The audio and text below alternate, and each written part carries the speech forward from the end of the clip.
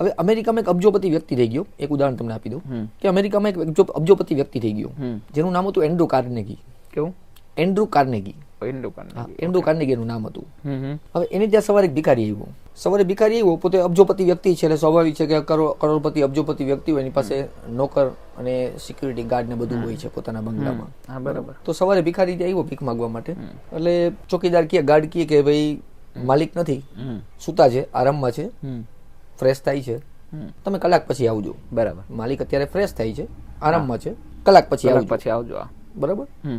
અત્યારે સવારમાં વહેલા તમે આવી ગયા છો, તમે કલાક પછી આવજો.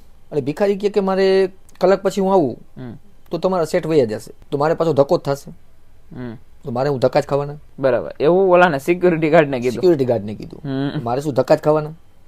કલાક પછી હું આવું છું એટલે તમે એમ કહેશો કે સેટ હવે વયા ગયા છે, મારે પાછું આવતીકાલે આવવું, મારે પાછો ધક્કો ખાવો. એક પ્રોફેશનલ ભિખારી, જે ભીખ માંગવાનો ટાઈમ છે, જેને બિઝનેસની ખબર છે, તો કે મારે પાછું કાલે ધક્કો ખાવો. આ બંનેનો વાર્તાલાપ એન્ડ્રુ કાર્નેગી ગેલેરીમાં ઉભા ઉપર સાંભળતો હતો. એને વિચાર આવ્યો કે એની વાત સાચી જ છે ભિખારીની, કલાક પછી આવશે તો હું તો હમણાં તૈયાર થઈ નીકળી જઈશ, હું તો હમણાં તૈયાર થઈને ફ્રેશ થઈને ચા કોફી પી નીકળી જઈશ, અને એનો ધક્કો થશે, ભિખારીને ધક્કો થશે. બરોબર છે. એટલે કે આની વાત તો સાચી છે, આ ભિખારી ભીખ માંગે છે, આની વાત સાચી છે, આટલો સમજદાર વ્યક્તિ છે. એટલે ઉપરથી સિક્યુરિટી ગાર્ડને કીધું અંદર બોલાવું.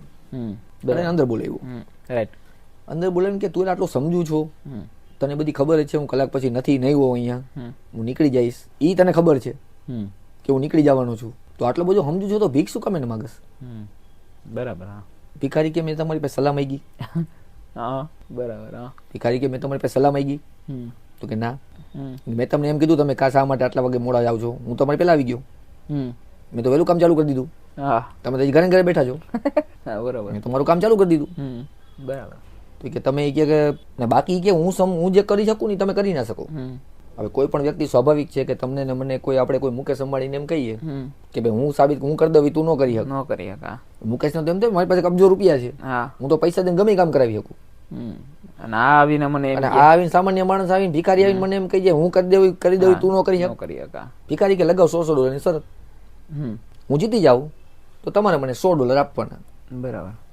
અને તમે જીતી જાઓ તો હું તો ભિખારી છું. બરાબર. એમાં મજો ભિખારી $100 લઈ પતા, હું જીતી જાઉં તમારે મને $100 આપવાના.